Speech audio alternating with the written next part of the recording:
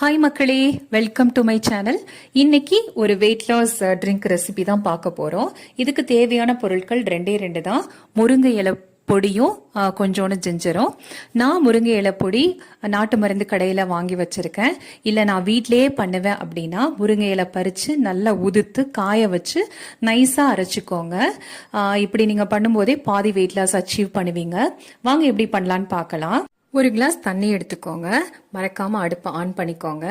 அப்புறமா ஒரு அரை ஸ்பூன் முருங்கை இலை பொடி போட்டுட்டு கொஞ்சோண்டு ஜிஞ்சர் எடுத்து நல்லா தட்டிக்கணும்.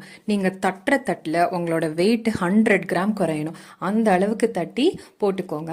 2 to 3 minutes வெயிட் பண்ணிங்கன்னா கொதி வந்துடும்.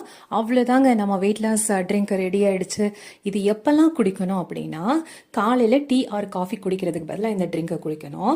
அப்புறம் நைட்டு சாப்பிட்டதுக்கு அப்புறமா ஒரு அரை மணி நேரம் இல்லை 1 மணி நேரத்துக்கு அப்புறமா இந்த ட்ரிங்கை குடிங்க. என்னோட வெயிட் லாஸ் ஜேர்னியில் இந்த ட்ரிங்க் எனக்கு ரொம்பவே ஹெல்ப் பண்ணுச்சுங்க.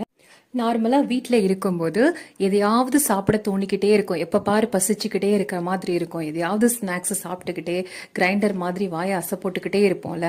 பட் இந்த ட்ரிங்க்கை குடிச்சதுக்கு அப்புறமா என்னோட ஹங்கர் ஃபீலிங்ஸ் ரொம்பவே கம்மியாயிடுச்சு. எப்போவுமே பசிக்கிற மாதிரி இருக்காது. ஸோ கண்டிப்பாக மஸ்ட் ட்ரை வெயிட் லாஸ் ட்ரிங்க்னு சொல்லுவேன் நான்.